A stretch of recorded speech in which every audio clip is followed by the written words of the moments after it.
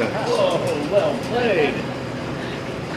And then that's one of our our drive-in freezers. Tell us your name and position and sort of what you do. Michael McKee, CEO of the Blue Ridge Area Food Bank, and I oversee our operations across 25 counties and 9 cities.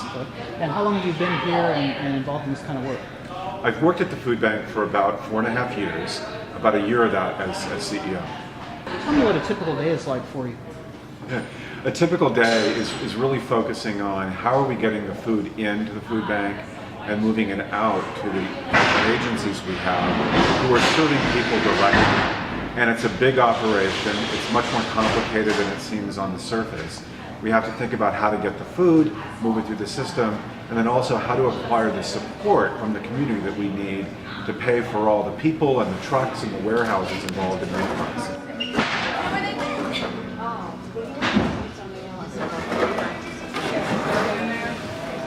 I think one thing that surprises people is that we're providing 24 million pounds of food to people in need. That's enough food for 20 million people. And only about 4% of that comes from community food drives. 96% of the food we provide comes from grocery stores and food manufacturers, farms in Ohio and Florida and Pennsylvania, all over the United States. That's, I think, one of the most surprising facts of this. A lot of the food that we're providing is non-perishable, but more and more of it is in fact perishable.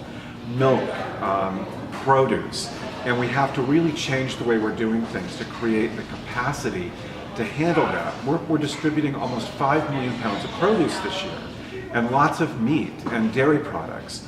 So we have to reinvent the food bank. We have to build in more capacity, huge walk-in coolers and freezers to house all of this food.